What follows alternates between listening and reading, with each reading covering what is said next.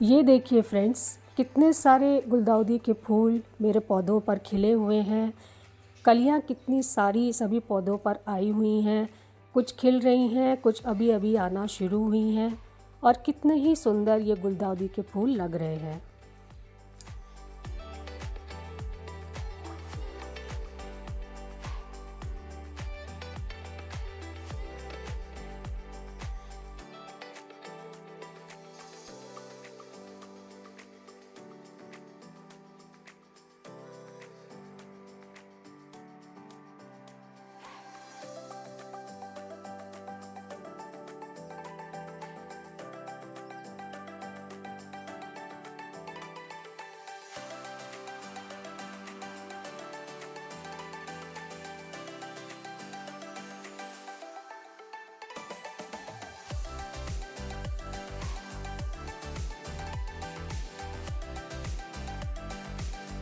Good morning friends, मैं हूँ रचना और स्वागत करती हूँ आपका अपने चैनल गार्डनिंग विद रचना में।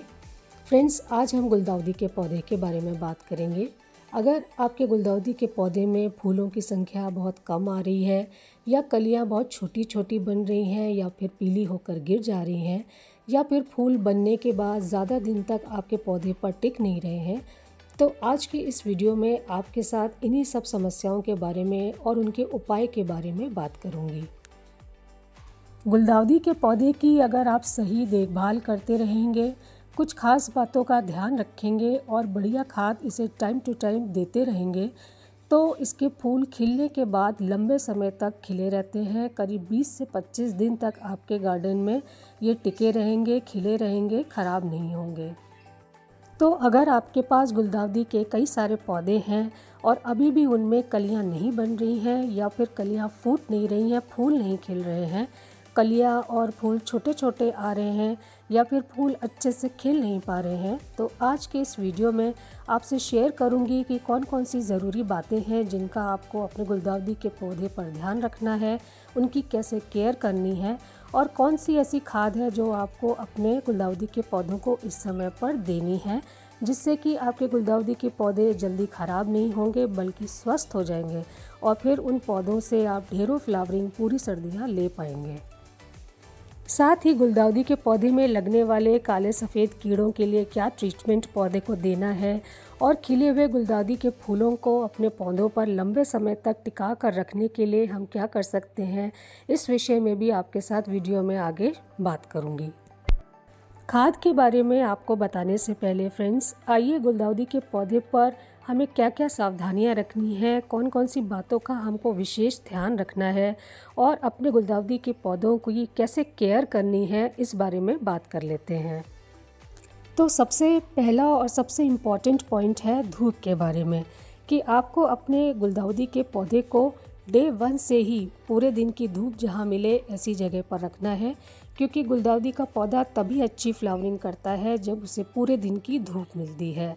मतलब ये मानकर चलिए कि जितनी ज़्यादा धूप गुलदाउदी के पौधे को मिलेगी उतनी ही फूलों और कलियों की संख्या गुलदाउदी के पौधों पर आएंगी। अगर आपने छांव वाली जगह पर अपने गुलदाउदी के पौधे रख दिए तो पौधे में सिर्फ पत्तियां ही पत्तियां आती रहेंगी, फूल और कलियां बिल्कुल भी नहीं बनेंगी। तो अगर आप अपने गुलदाउदी के पौधे पर अच्छी फ्लावरिंग चाहते हैं तो गुलदाउदी के पौधे को पूरे दिन की धूप में ज़रूर रखिए।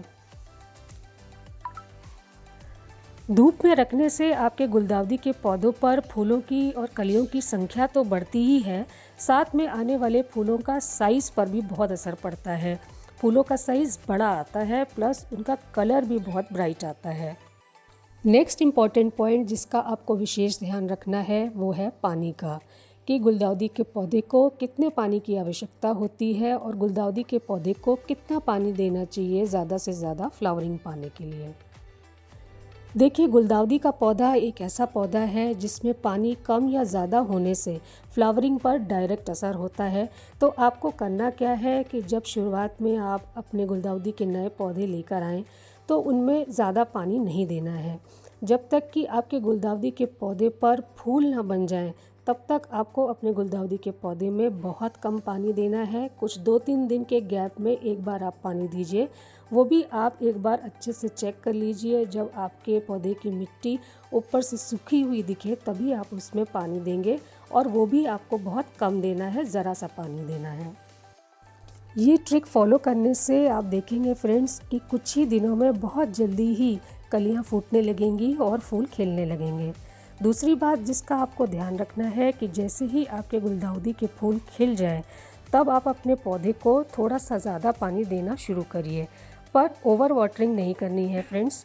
ऐसा करने से आपके गुलदाउदी के फूल ज़्यादा दिन तक टिके रहेंगे, जल्दी मुरझाएंगे नहीं। अक्सर गुलदाउदी के पौधे पर काले और सफ़ेद रंग के कीड़े लग जाते हैं, और एक बार पौधे पर ये कीड़े लगने के बाद तेज़ी से ये पूरे पौधे पर फैल भी जाते हैं, फूल कलियां खा जाते हैं। तो इन कीड़ों पर आपको बहुत ज़्यादा ध्यान रखना होगा। आप हमेशा ही पौधे को चेक करते रहिए, और जैसे ही आपको ये काले सफ़ेद कीड़े पौधे पर दिखाई दें तो आपको अपने पौधे पर ट्रीटमेंट शुरू कर देना है।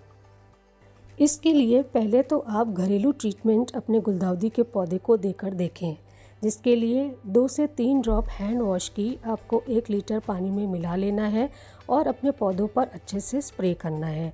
पर यह स्प्रे एक बार करने से काम नहीं बनेगा फ्रेंड्स। कम से कम 2 से 3 दिन तक लगातार सुबह या शाम को आपको इस स्प्रे को करना होगा, तभी आपके गुलदाउदी के पौधों पर से कीड़ों की समस्या पूरी तरह से ख़त्म हो पाएगी। पर अगर ये घरेलू ट्रीटमेंट से आपके पौधों पर से कीड़े नहीं भाग रहे हैं, तब आपको एक केमिकल ट्रीटमेंट भी अपने पौधों को देना होगा। इसके लिए इंटेप्रेड, हमला, इमिडाक्लोप्रिड जैसी कोई भी इंसेक्टिसाइड का इस्तेमाल आप अपने पौधों पर कर सकते हैं। 1.5 ml पर लीटर ऑफ वाटर की रेशियो में आप एक सोल्यूशन बना लीजिए और उसको अपने पौधों पर हफ्ते में कम से कम 2 बार अच्छे से स्प्रे करिए।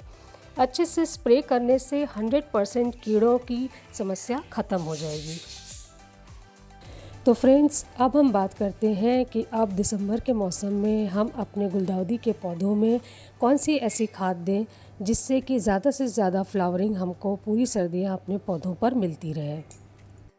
तो सबसे पहली खाद जो हम अपने गुलदाउदी के पौधों को दे रहे हैं वो है वर्मी कंपोस्ट।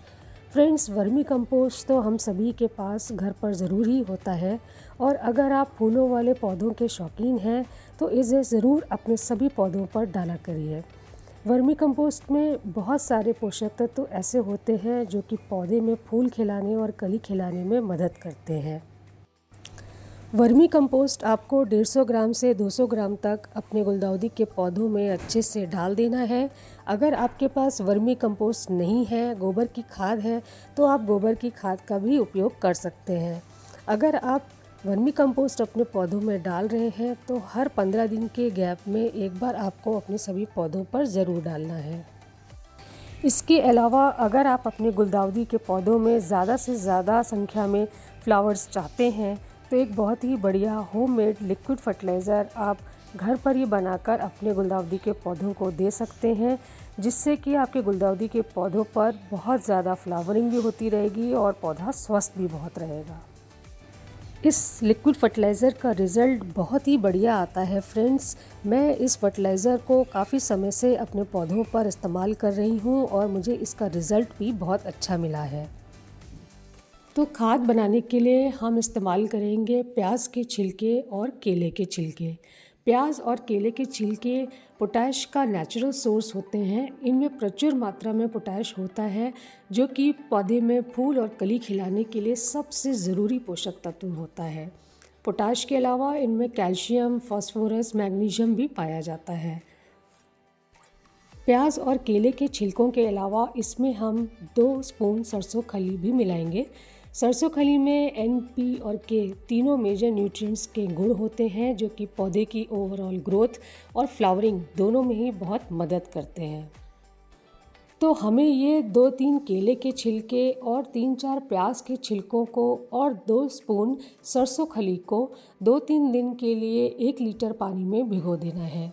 देखिए, जैसे मैंने ये 2 दिन पहले ही घर पर भिगोकर छोड़ दी थी और अब ये बिल्कुल तैयार है, ये ऐसी दिखती है। 2-3 दिन बाद अब जो ये खाद बनकर तैयार हुई है, इसको आपको ऐसे ही अपने गुलदाउदी के पौधों पर नहीं देना है फ्रेंड्स। इसमें जितनी मात्रा में खाद निकली है उतनी ही मात्रा में इसमें और पानी आपको मिला देना है। खाद को अच्छे से डाइल्यूट कर लेना है, पतला बना लेना है और उसके बाद ही आपको अपने पौधों को देना है।